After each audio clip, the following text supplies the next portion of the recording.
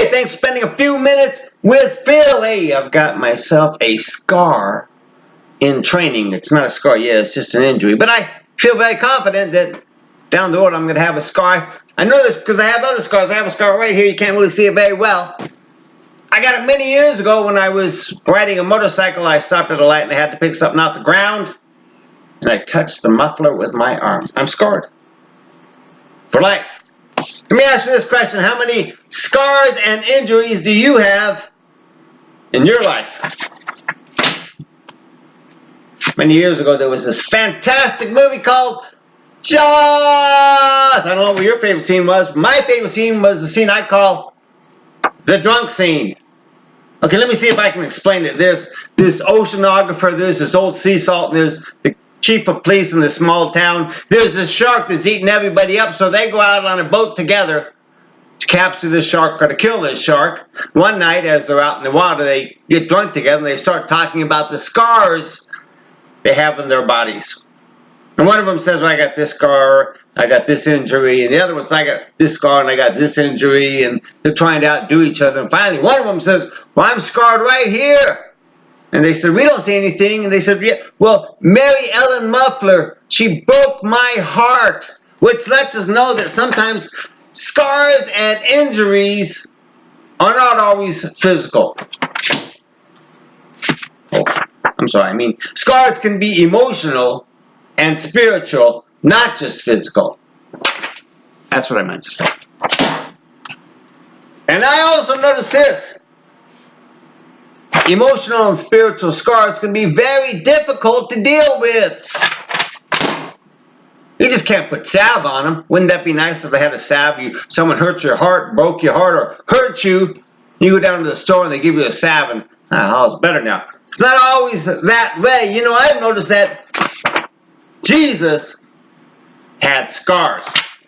Yes, he did. There was this apostle named Thomas, and he said, after the resurrection of Jesus Christ, hey, I won't believe Jesus' resurrection unless I see his scars. Let me say it this way. John chapter 20 verses 25 says, unless I see in his hands the mark of the nails and place my finger in the mark of the nails and place my hand in his side, that's where Jesus got smacked or hurt or jabbed with a javelin, I will never believe.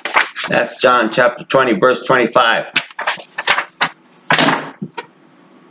And when Jesus seen Thomas after his resurrection, he said, put your finger here and see my hands and put out your hand and place it in my side. Do not believe, but believe.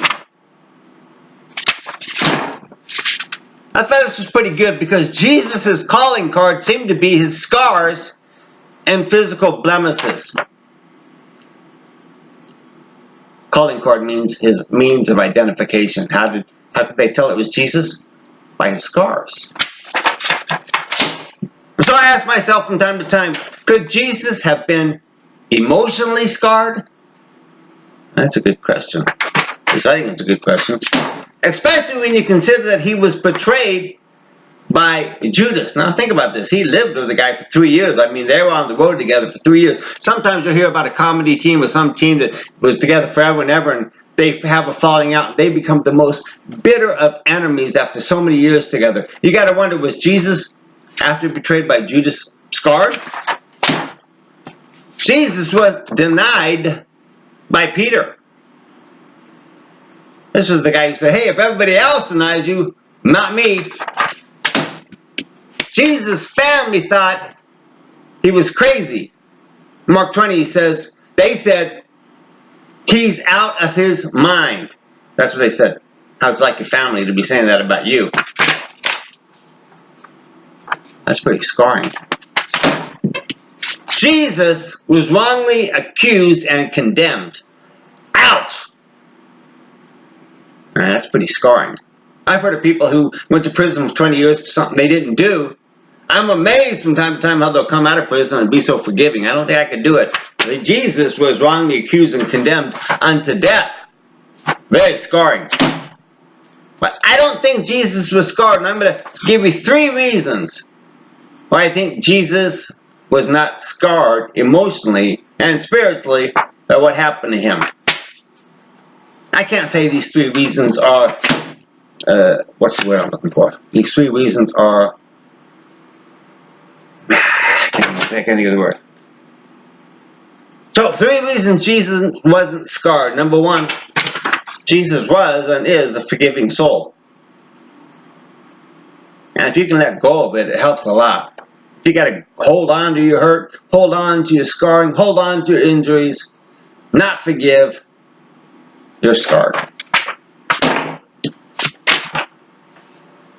Number 2, Jesus knew what went on in people's hearts. It wasn't a surprise to him. When Jesus was betrayed or whatever else, he wasn't surprised. Oh my God, I can't believe people do this. He understood. Here's what John said about Jesus. No one needed to tell Jesus about human nature, for he knew what was in the heart of each person. Sometimes when people hurt me, I say to myself, they're human beings. I mean, I've done it myself. I wrote this on my paper here. I've scarred a few people myself. Now, Jesus might not say this, but I can say that sometimes when people hurt me, I can say to myself, if I'm honest, hey, there's been people I've hurt too in my lifetime, if I be honest with myself. I mean, we're all human. Number 3, Jesus understood that God was still in control. God had it all in hand, and God could make it, bring it all together for good. So how do you turn your scars into stars? I just want to say that, sometimes the things that hurts us most is the things that make us the strongest. I remember many, many years ago when I was in school, and I learned that if you broke a bone, generally when that part of your bone healed, it was actually stronger than the rest of the bone. Or sometimes when you get a scar on your skin, that scar is actually tougher than the skin around it. It's interesting that part becomes actually stronger than the rest of you. Sometimes when you're scarred, you can help other people with their scars too. Thanks for spending a few minutes with Phil. Take care now.